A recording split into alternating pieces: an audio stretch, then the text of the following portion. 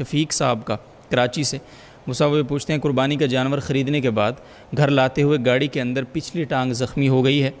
اب وہ صرف کھڑا ہونے کے قابل ہے، چل نہیں پا رہا، ایسے جانور کی قربانی کے متعلق کیا حکم ہے؟ اگر اس کی جگہ دوسرا جانور قربان کرنا ہو تو پہلے کو فروخت کر کے اس کی قیمت میں مزید رقم کا اضافہ کر کے دوسرا جانور خریدا جا سکتا ہے یا نہیں؟ اگر اس کو صدقے کی نیت سے ذبح کر دیا جائے تو اس کا گوشت خود کھا سکتے ہیں یا نہیں؟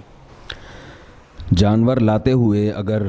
زخمی ہو گیا اور اتنا لنگڑا ہو گیا کہ چلنے کے قابل بھی نہیں رہا وہ، تو اس کی قربانی جائز نہیں ہے۔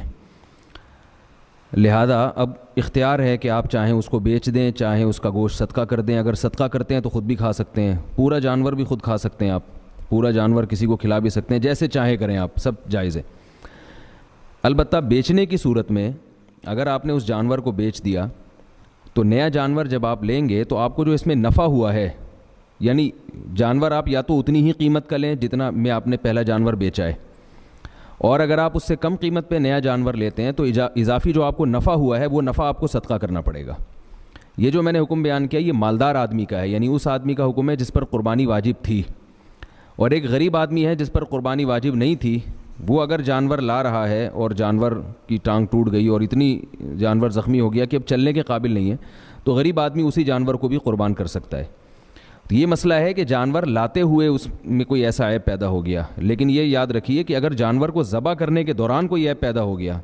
جیسے قصائی جب جانور گراتے ہیں تو بعض دفعہ اس وقت اس کی ٹانگ ٹوٹ جاتی ہے یا کوئی عیب پیدا ہو جاتا ہے، تو وہ بلا کراہت جائز ہے، اس میں امیر اور غریب کا کوئی فرق نہیں ہے۔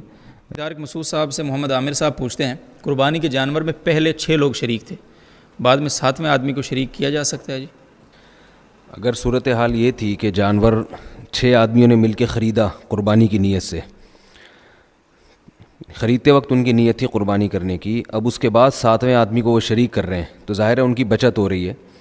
تو وہ جو اضافی رقم جو ان کو بچ رہی ہے وہ ان کو صدقہ کرنی پڑے گی۔ شریک تو کر سکتے ہیں وہ 7ویں کو بھی، لیکن اضافی رقم صدقہ کرنی پڑے گی۔ اور اگر جانور خریدتے ہوئے یہ نیت نہیں تھی بلکہ جانور تو ویسے ہی خرید لیا، یہ کسی اور کا جانور تھا،